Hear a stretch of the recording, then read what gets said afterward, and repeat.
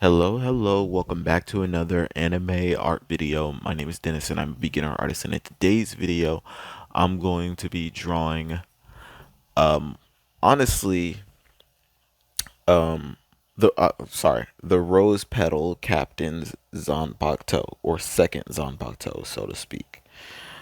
I like the personality of this Zanpakuto. Like the whole like silent assassin type personality. It's kind of the equivalent of like how I feel about Yoruichi, except for obviously Yoruichi isn't, the silent type, but like the demeanor that she has, the way that she carries herself is more in tune with, what I know, right? And his Zanpakuto being obviously the way they displayed his Zanpakuto this episode does not show how strong his Zanpakuto is, because if you're anybody that watches anime or reads manhwa, I say manhwa because I don't read manga, but if you're anybody and you've watched slash read a character that they have not shown, uh, let's say there's a character and they have a being that is linked to them somehow, they will not show what that linked person's powers are if the main character hasn't used those powers yet. And what I mean by that is right now we have not seen what the Rose Petals captain's what he can do. We saw him fight with his swords, but we haven't seen him use his Shikai, right? And we haven't seen him use his Bankai. So this arc, these episodes where we see his swords, they show us his swords just fighting regularly. The most that they showed us was like they showed us her transporting herself through a shadow, but that can be like in tune with, like, it's a different format of flash step, right? Like that could be what people think that is. They don't necessarily think that her power has to do with shadows just because she can, do that, right? But what I'm saying by saying this is that this arc, this episode in particular, they have her fighting against the sword beast and pretty much like overpowering the sword beast to the point where like it's a really easy fight. And yes, I do think that it would be, right? I think that they're just as good, not just as good. They're really good, just like their captain is. If their captain is 1,000, they're 900. You're right. Like he's above them. Well, I'd say they were like 800, not 900, because I think that he can beat them soundly. Um, but my point is that the reason, like, I'm saying that to say this as well, reason why they showed her being so dominant without using her Shikai is because we haven't seen her Shikai. But if we had seen her Shikai, I guarantee they would have her using it. Like whenever they show anything in the storyline, they naturally make that the default to what a character will use. Even though the character doesn't have to use all of that power, they'll make the character use it often. So once we get a character introduce their Bankai, that character ends up needing to use it more often. When we got whatchamacallit, I forget what his name, the third seat of Squad 11, when we got him using his Bankai, he uses Bankai once, and then his Shikai, when his Shikai show, I mean when his Zanpakuto showed up, his Zanpakuto used his Bankai, right? Like they don't just, when we see something, the character naturally will do it. The only examples that we have that go against that would be him using his Bankai. He didn't use it even though he needed it against that one giant dude. He specifically didn't use it. And then what is it, the fifth seat of Squad 11? He doesn't use his Shikai, well, his other Shikai, because he thinks that it's disgraceful for the squad that he's in. So those two, they use their powers that one instant, but they don't use it again. And that's, I think that that's different because that's something that they refuse to use. That'd be the equivalent of like Ichigo being like, I refuse to use my hollow mask because it's not me, right? That's the equivalent of that, because the story probably wouldn't have him use his hollow mask for some time, but what will happen is some instance will arise that will end up drawing that hollow mask back out. But I'm saying, like, the fact that in like every situation, Ichigo is always forced to go into his Bankai. He beats his opponent, and then his next opponent is also on par with his Bankai, and then the next opponent on par with his Bankai, and then we get to the boss on par with his Bankai, to the point where he has to like ramp up his power to its maximum to then beat the opponent with his Bankai and Hollow Mask. Like, it's, I don't like that you have to get the character to go into their highest state of form when we've seen that their lower state is enough to deal with enough.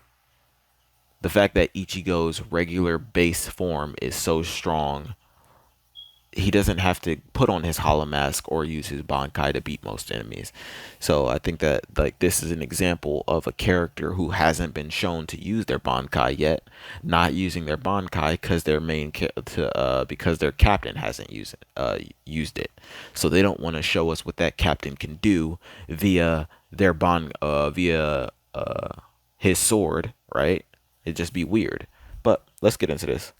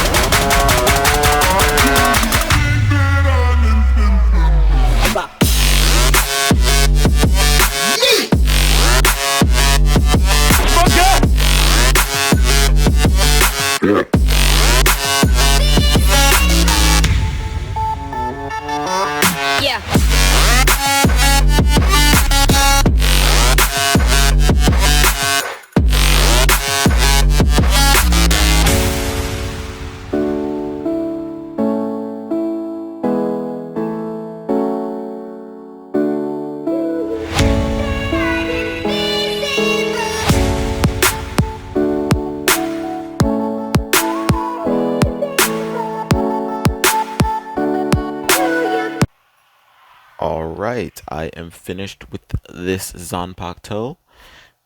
I think that if I'm somebody and I have a Zanpakuto, like there's like a few Zanpakutos that I would like choose from, and the captain with the rose petal, with the rose petals, I'll take either one of his Zanpakutos.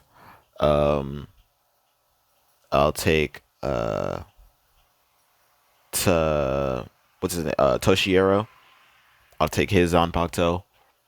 You know, it's just people like the demeanor that their Zanpakutos have is just like like ideal, right? I'm not saying like personality wise, because obviously their personality would like it would mimic the owner, right? So their personalities would be different, but just their looks in general, right? But that's it for this video. If you liked it, be sure to leave a like, subscribe if you didn't. Let me know what I can do in the comment sections to make it better for you to watch next time. The glove is off. Peace, love, thanks for watching.